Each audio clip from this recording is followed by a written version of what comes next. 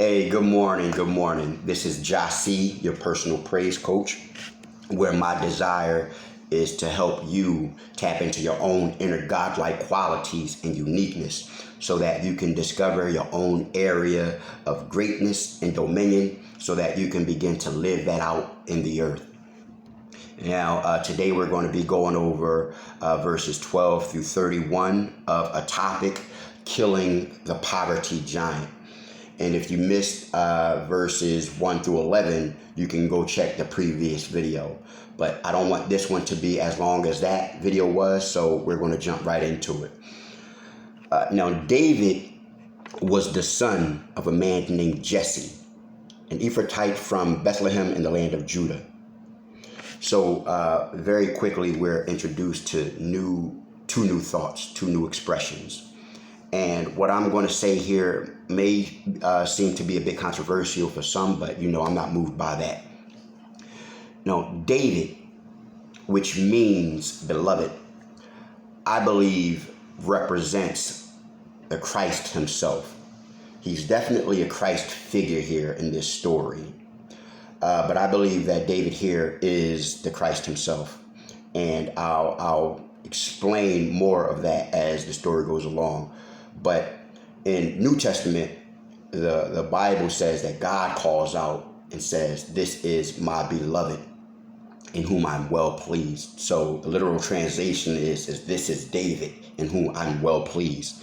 So here it says, now the beloved was the son of a man named Jesse, which means the existence of God, an Ephrathite from Bethlehem in the land of Judah. Jesse was an old man at that time, and he had 8 sons, or 8 expressions.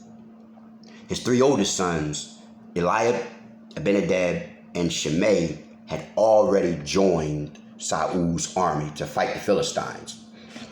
In video number 1, we already established that the army represent a collection or a compilation of thoughts.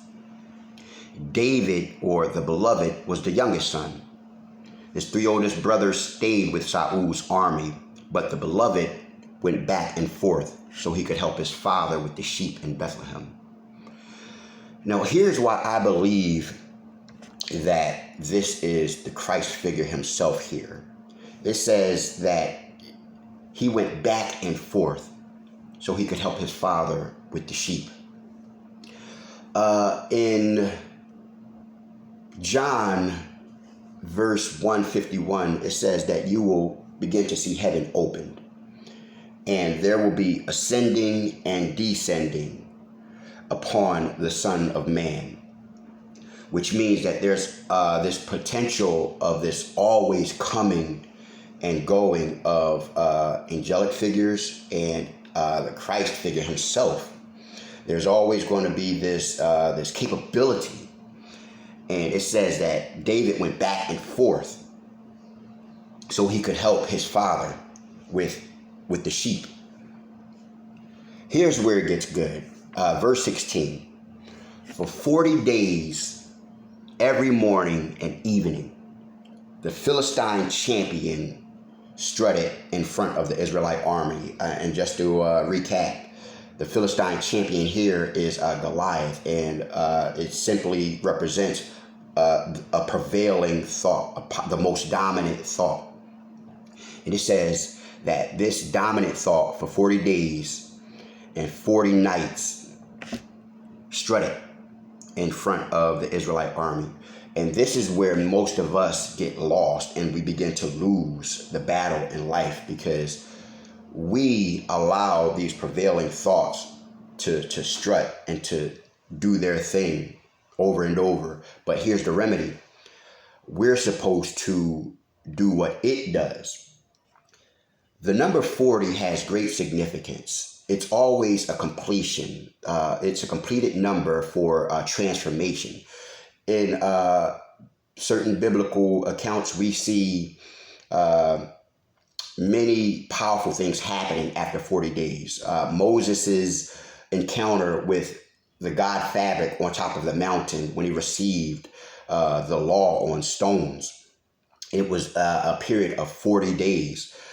Jesus's temptation experience in the wilderness was over in 40 days. The great king of Israel, David, became king in his 40th year. And this is why I'm so excited to be embarking upon, 40 years upon this earth. But I'm going to stay on track.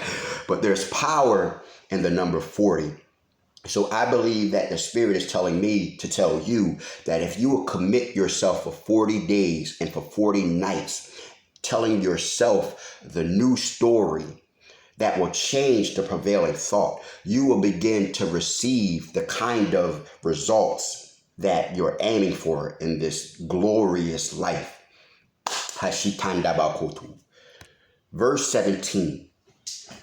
One day the father said to the beloved, "Take this basket of roasted grain and these 10 loaves of bread and carry them quickly to your brothers." Now here we see the father sending out the son with grains and loaves of bread. Now bread always represents nourishment, and it represents a word, an encouraging word. So the father sends the son out to his brothers with an encouraging word. And he says, "Give these 10 cuts of cheese to their captain. See how your brothers are getting along and bring back a report on how they're doing." The beloved brothers were with Saul and the Israelite army at the valley of Elah, fighting against the Philistines. So the beloved left the sheep with another shepherd and set out early in the morning with the gifts, as the father had directed him. He arrived at the camp just as the Israelite army was leaving for the battlefield with shouts and battle cries. So here we find that the beloved shows up just before the army is prepared to go out into battle. He shows up just in the nick of time with a word of encouragement. Soon, the Israelite and Philistine forces, the opposing armies, the opposing thoughts, stood facing each other, army against army. David left his things with the keeper of supplies and hurried out to the ranks to greet his brothers. And as he was talking with them, Goliath, the prevailing thought from Gath, came out from the Philistine ranks. Then David heard him shout his usual taunt to the army of Israel. And as soon as the Israelite army saw him, they began to run away in fright. And here's where we get messed up. We allow this prevailing thought to dominate our lives.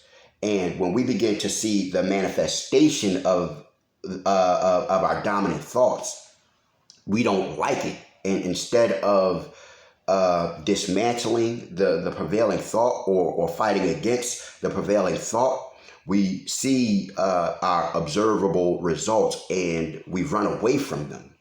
We don't know how to attack them. We don't know how to fight them. So we become fearful and afraid of it. So we shy away from it. And they began to ask a question. Have you seen the giant? This thing is too big for us. This thing is great. This thing is too powerful for us. He comes out each day to defy Israel. The king has offered a huge reward to anyone who kills him. And here is a glorious prophecy and revelation. And this is what God is saying. It says, the king has offered a huge reward to anyone who kills the prevailing giant. When you learn how to kill the prevailing giants in your life, there's a reward associated with that.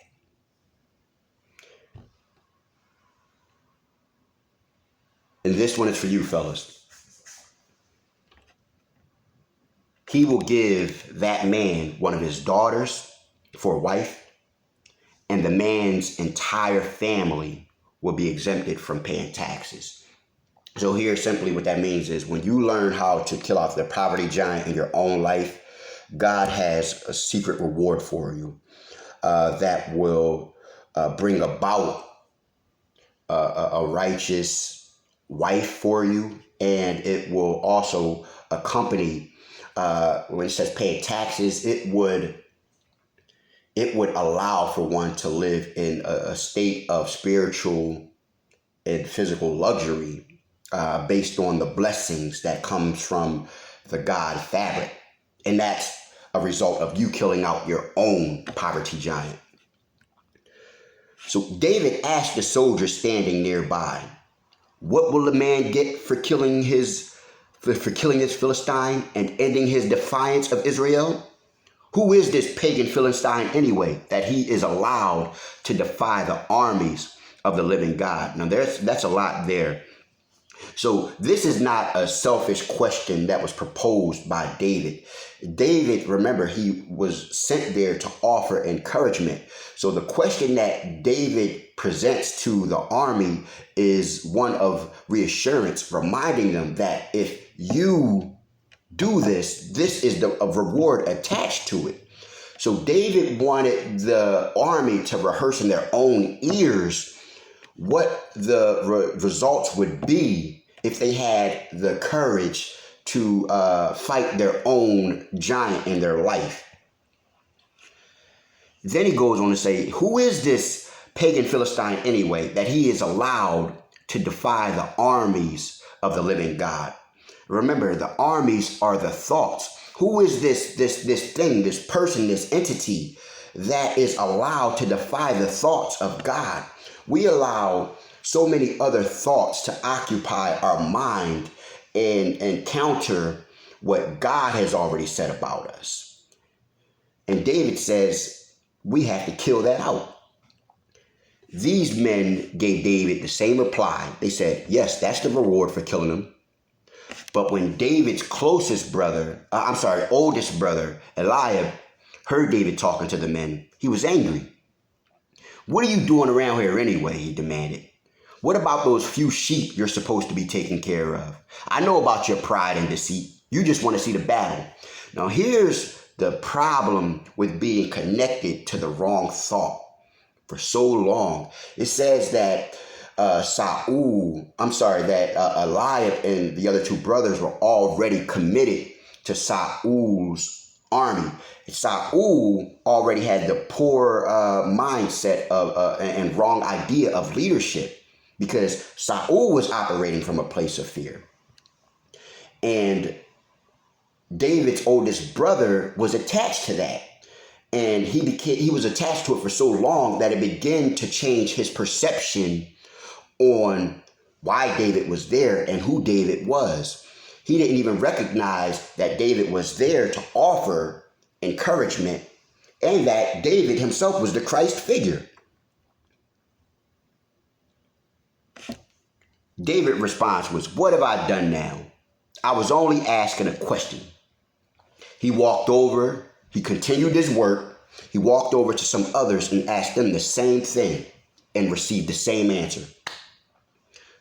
Final verse. Then David's question was reported to King Saul, and the king sent for him.